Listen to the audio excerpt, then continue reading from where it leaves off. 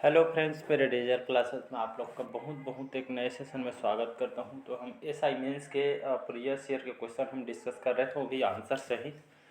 तो कैसे टाइप के क्वेश्चन पूछे गए थे आपके 2012 के मेंस में, 2023 में कैसे टाइप का आपको तैयारी करना है। तो अगर कोई भी एग्ज़ाम की प्रिपरेशन कर रहे हैं तो आपको यहाँ पे प्रीवियस ईयर के क्वेश्चन अगर देखते हैं, तैयारी करते हैं, उसके हिसाब से चलते हैं तो आपकी जो तैयारी है अच्छे ढंग से होने लगती थी। इसलिए प्रीवियस ईयर क्वेश्चन को जो पैटर्न को समझना बहुत ही ज़रूरी है। इसके लगभग 3 पार्ट मैंने कवर करा दिया है, ये हमारा चौथा पार्ट है। तो बाकी जो 3 पार्ट है इसको देख लीजिएगा, जिसमें छत्तीसगढ़ के जीएस और आपका भारत का जीके, इन दोनों को यहाँ पे डिस्कस कर रहा हूँ। मैं इंग्लिश का और हिंदी का मैंने डिस्कस कर चुका हूँ, तो उसको नहीं देखा हूँ तो जाके देख सकते हैं। तो हम लगभग 47 क्वेश्चन तक पहुँचे थे।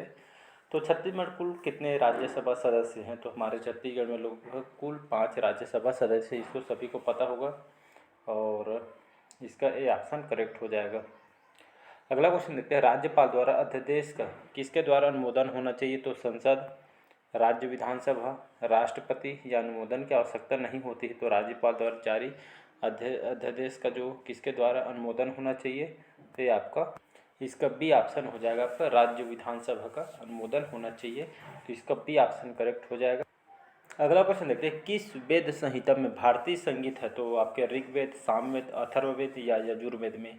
तो आपके जो सामवेद है, इस वेद संहिता में भारतीय संगीत के बारे में इसमें सामवेद में बताया गया है। तो इसका बी ऑप्शन करेक्ट हो जाएगा। नेक्स्ट क्वेश्चन, अगला क्वेश्चन देखते हैं, भारत में सोने के सिक्के किसके द्वारा जारी किए गए थे? तो आपके इंडोग्रीक के द्वारा, शक वंशों के द्वारा, पार्थियन के द्वारा या डी आपके कुषाण वंशों के द्वारा? तो इसका जो सही ऑप्शन हो जाएगा, कुषाण वंशी जो शासक थे, इन्हीं के द्वारा भारत में सबसे पहले सोने के सिक्के इन्होंने जारी किए थे। कई बार एग्जाम में इसको रिपीट किया गया है, बहुत सारे एसएससी, रेलवे वगैरह में, तो इसको याद रखिए। तो 50 का जो क्वेश्चन हो जाएगा आपका आंसर कुषाण वंश सही हो जाएगा, तो इसको याद रखिएगा। तो भारत में सोने के सिक्के किसने सर्वप्रथम जारी किए थे? तो आपके कुषाण वंशों ने जारी किए थे। तो यहाँ पे 51 है, इनमें से सुमेलित करना था सारे। यहाँ पे जो जो दिया गया है, इनमें से कौन सा युग में सुमेलित है दिया? तो यहाँ पे कोई भी इसमें सुमेलित नहीं है, क्वेश्चन को आपका विलोपित किया गया था। तो इनमें से जो आपके हौजे खास है, यहाँ पे कौन सा सुमेलित है करके दिया था, लेकिन इसमें जो चारों ऑप्शन दिए अभी कोई भी सुमेलित नहीं है। तो हौजे खास ये आपको किसके द्वारा बनाया गया था? तो आपके अलाउद्दीन खिलजी के द्वारा बनवाया गया था। हौजे खास, सीरी का किला, सीरी फोर्ट भी इसको कहा जाता है, अलाई दरवाज़ा।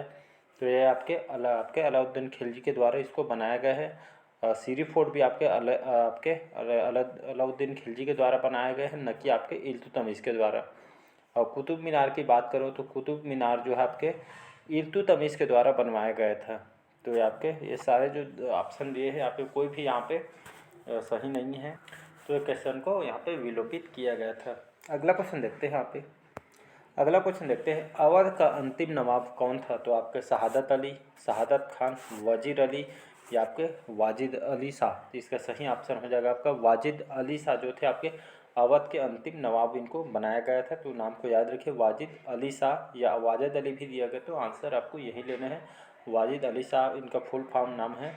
तो अवध के जो अंतिम नवाब कौन थे? तो वाजिद अली शाह इसका नाम थे, जो कि आपके अवध के अंतिम नवाब थे। तो इसका डी ऑप्शन करेक्ट हो जाएगा। नेक्स्ट क्वेश्चन, अगला क्वेश्चन देखते हैं, यहाँ पे निम्न में से कौन सा सुमेलित नहीं है बोला गया है? तो इनमें से आपके भारत शासन जो अधिनियम 1919 ये आपके पार्लियामेंट्री सुधार से संबंधित है, या क्रिप्स मिशन वर्ष 1942 में लाया गया था, भारत शासन अधिनियम 1935 इसको प्रांतीय स्वायत्तता के लिए लाया गया था, या कैबिनेट मिशन जो योजना है आपके वर्ष 1946 में इसको लाया गया था। तो यहाँ पे कौन सा सुमेलित नहीं है?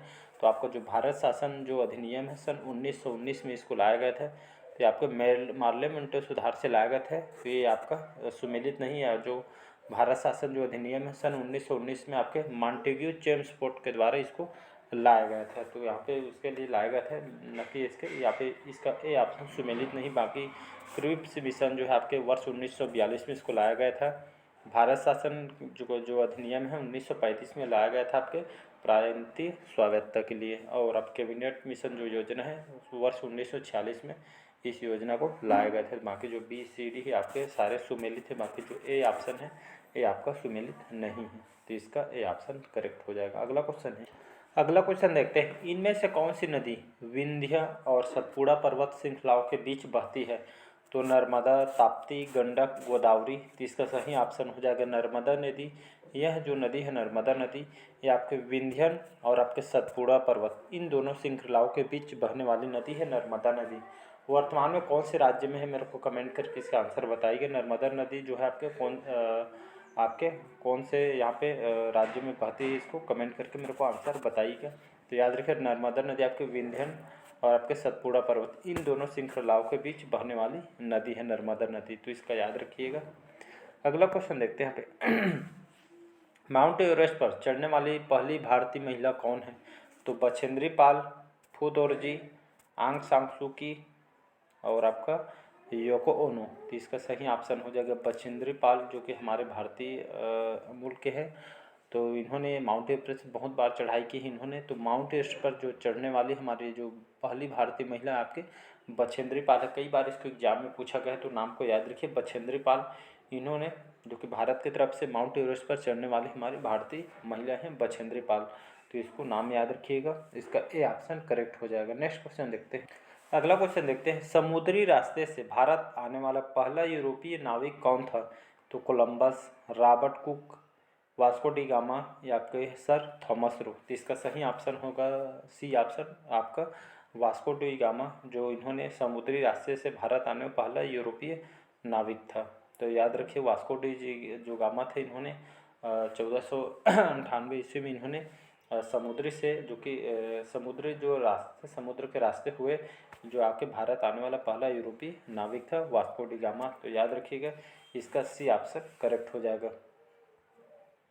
अगला क्वेश्चन देखते हैं, यहाँ पे 57 क्वेश्चन है, किस धातु की सुरक्षा इसके ऑक्साइड की परत द्वारा हो जाती है? तो आपके आयरन, आपका एल्युमिनियम, सिल्वर या सोडियम। तो इसका सही ऑप्शन हो जाएगा एल्युमिनियम। याद रखिए तो एल्युमिनियम जो धातु है ये धातु की सुरक्षा इसके ऑक्साइड के परत के द्वारा होती है। तो एल्युमिनियम धातु की सुरक्षा इसके ऑक्साइड परत के द्वारा हो जाती है। तो एल्युमिनियम का जो सूत्र है आपका Al2O3 इसका स्ट्रक्चर है, सूत्र है, इसका फार्मूला। तो याद रखिए Al2O3 आपके एल्युमिनियम का सूत्र है।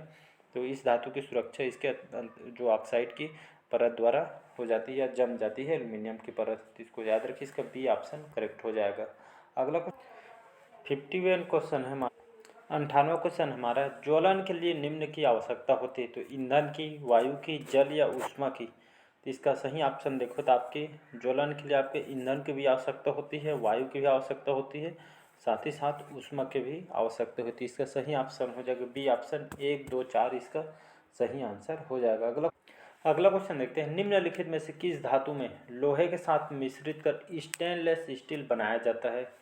तो एल्युमिनियम, निकेल, क्रोमियम, टंगस्टन। तो इसका सही ऑप्शन हो जाएगा क्रोमियम। याद रखिएगा तो इनमें से आपका जो क्रोमियम धातु को या फिर आपका जो लोहे के साथ मिश्रित कर स्टेनलेस स्टील बनाया जाता है। आपके क्रोमियम धातु को यहाँ पे मिलाकर इसमें इसे मिश्रित कर मिला के इसमें स्टेनलेस स्टील बनाया जाता है। कुछ मात्रा आपके निकेल के भी होते हैं, सबसे ज़्यादा यहाँ पे क्रोमियम की मात्रा ज़्यादा होती है। तो इस धातु को लोहे के साथ मिश्रित कर स्टेनलेस स्टील इसको बनाया जाता है। तो इसका सी ऑप्शन याद रखो क्रोमियम, इसका सी ऑप्शन करेक्ट हो जाएगा। अगला क्वेश्चन देखते हैं, एक वस्तु की छवि एक सादे दर्पण में या समतल दर्पण में आपके वास्तविक होती है, आभासी होती है, या स्क्रीन पर प्राप्त किया जा सकता है, या डी वस्तु की तुलना में थोड़ी छोटी होती है? तो इसका सही ऑप्शन हो जाएगा आभासी होती है। याद रखिएगा एक वस्तु की जो छवि एक सादे दर्पण या समतल दर्पण में आभासी प्रकृति की होती है, तो मतलब आभासी दिखाई देती है हमें। तो इसका बी ऑप्शन आभासी सही आंसर हो जाएगा। अगला क्वेश्चन 61वां क्वेश्चन हमारा, न्यूटन निम्न में से किसकी इकाई है? तो कार्य, ऊर्जा, बल या त्वरण। तो न्यूटन जो है आपकी किसकी इकाई है? तो न्यूटन आपकी बल की इकाई है। तो याद रखिए न्यूटन आपकी इकाई क्या है? तो आपके बल इसकी इकाई है। तो कई बार एग्जाम में इसको पूछा गया है, तो इसका सी ऑप्शन करेक्ट हो जाएगा। अगला क्वेश्चन देखते हैं यहाँ पे 62वां क्वेश्चन हमारा, फेसबुक की स्थापना किसके द्वारा की है? तो फेसबुक की जो स्थापना है स्टीव जॉब्स के द्वारा स्थापना की गई है, आपके जूलियन असांजस के द्वारा, या मार्क जुकरबर्ग इसको सभी जानते होंगे। डी है उपरोक्त में से कोई नहीं। इसका सही ऑप्शन हो जाएगा सी ऑप्शन मार्क जुकरबर्ग। याद रखिए फेसबुक की जो स्थापना है मार्क जुकरबर्ग के द्वारा किया गया। जो मार्क जुकरबर्ग है जो कि हार्वर्ड यूनिवर्सिटी से इन्होंने पढ़ाई की है। तो इन्होंने 2004 में, याद रखिएगा, सन 2004 में फेसबुक की इन्होंने स्थापना किया है मार्क जुकरबर्ग ने। तो इसका सी ऑप्शन करेक्ट हो जाएगा। मार्क जुकरबर्ग नाम को याद रखिए, इन्होंने फेसबुक की स्थापना किया है। तो इसका सी ऑप्शन करेक्ट हो जाएगा। अगला क्वेश्चन, तो यहाँ पे 71वां क्वेश्चन से हम स्टार्ट कर, बीच में आपका मैथ्स और रीजनिंग क्वेश्चन है उसको हम अलग पार्ट में कराएंगे। तो पहले जीके, छत्तीसगढ़ की जीके और भारत के जीके को मैं कंप्लीट करा देता हूँ, फिर हम रीजनिंग और मैथ्स में आएंगे। तो 71 क्वेश्चन है, वर्षा की बूंदें गोल होने का क्या कारण है? तो आपके जल की शांता के कारण, जल पृष्ठ तनाव के कारण, या निरंतर वाष्पता के कारण, या आपके वायु घर्षण के द्वारा। इसका सही ऑप्शन हो जाएगा बी ऑप्शन, याद रखिए। तो वर्षा की जो बूंदें गोल होने का मुख्य कारण क्या है? तो आपके जल का पृष्ठ तनाव के कारण वर्षा की जो बूंदें होती है आपके गोल होती है। तो जल के पृष्ठ तनाव के कारण ये आपके वर्षा की जो हम वर्षा होती है देखे होंगे गोल गोल दिखते हैं। तो बूंदे गोल होने के कारण जल का पृष्ठ तनाव, तो इसका बी ऑप्शन करेक्ट हो जाएगा। अगला क्वेश्चन देखते हैं, थर्मोस्टेट वह युक्ति है जो विद्युत उपकरण को स्विच ऑफ कर देती है, तापमान हेतु प्रयुक्त होती है, या ताप नियंत्रण हेतु प्रयुक्त होती है, या आप ऊष्मा उत्पन्न करती है। तो इसका बी ऑप्शन करेक्ट हो जाएगा। थर्मो जो स्टेट वह युक्ति है जो इसके माध्यम से तापमान हेतु प्रयुक्त है, युक्त मतलब तापमान जो मापन के लिए इसको प्रयोग किया जाता है। तो ये आपकी उसी तरह का प्रयुक्ति युक्ति है, इसको समझ सकते हैं। तापमान के लिए इसको उपयोग किया जाता है। तो इसका बी ऑप्शन करेक्ट हो जाएगा। नेक्स्ट क्वेश्चन, अगला क्वेश्चन देखते हैं, विद्युत परिपथ में फ्यूज का क्या कार्य होता है? तो आपके बिजली के झटके से बचाना होता है, धारा के प्रवाह को नियमित करता है, या अति भारण या लघु पतन की स्थिति में परिपथ को भंग करता है, या डी उपरोक्त जैसा कुछ नहीं है। इसका सही ऑप्शन हो जाएगा बी ऑप्शन। तो विद्युत परिपथ में जो फ्यूज का क्या काम होता है, तो हम घर में अक्सर इसको लगाते हैं।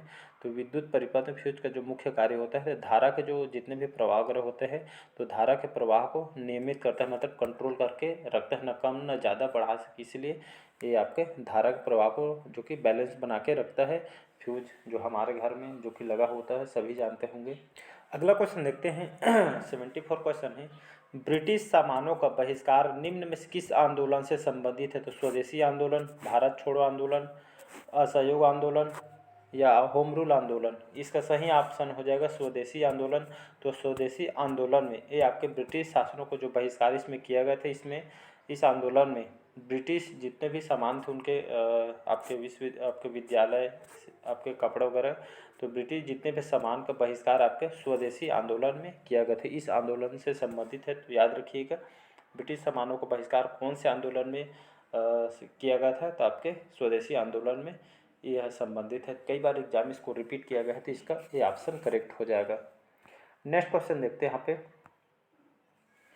पादपों में कार्बनिक पदार्थों का कार्बन कहाँ से आता है? तो आपके वायुमंडलीय कार्बन डाइऑक्साइड से, या मिट्टी से अवशोषित कार्बोनेट से, मिट्टी से अवशोषित कार्बन पदार्थों से, या इन सभी से। तो इसका सही ऑप्शन हो जाएगा आपका ए ऑप्शन करेक्ट हो जाएगा।